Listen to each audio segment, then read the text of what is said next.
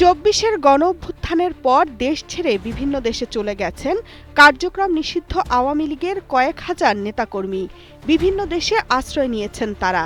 এর মধ্যে যুক্তরাজ্যে রাজনৈতিক আশ্রয় প্রার্থীর সংখ্যা সবচেয়ে বেশি বলে জানা গেছে। দলটির প্রেসিডিয়াম সদস্য ও সাবেক মৎস্য ও প্রাণী সম্পদ মন্ত্রী আব্দুর রহমান, আওয়ামী লীগের সাংগঠনিক সম্পাদক ও সাবেক হুইপ আবু সাইদ আল মাহমুদ স্বপন, আইন সম্পাদক ও সাবেক গৃহায়ন ও গণপূর্ত মন্ত্রী ম রেজাউল করিম, আওয়ামী লীগের সাবেক সাংগঠনিক সম্পাদক ও সাবেক নৌপরিবহন প্রতিমন্ত্রী খালিদ মাহমুদ চৌধুরী। ভবিষ্যৎ হোক নিরাপদ, বিনিয়োগ হোক বিশ্বস্ত, আর আমার পছন্দ সল্ট বে। ওয়েলকাম টু সল্ট বে। এবং সাবেক পল্লী উন্নয়ন সমবায়ের প্রতিমন্ত্রী আব্দুল ওয়াদুদ দ্বারা যুক্তরাজ্যে রাজনৈতিক আশ্রয়ের আবেদন করেছেন।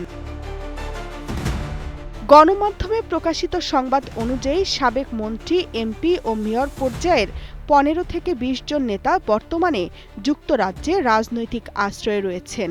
এছাড়া কেন্দ্রীয় পর্যায়ের আরও ১০ থেকে ১৫ জন শীর্ষ নেতা এবং বিভিন্ন স্তরের কয়েকশো নেতাকর্মী সেখানে অবস্থান করছেন। তবে আশ্রয় প্রক্রিয়া এখনো পুরোপুরি সম্পন্ন হয়নি। তামান্না তাহসিন খান, কালের কণ্ঠ।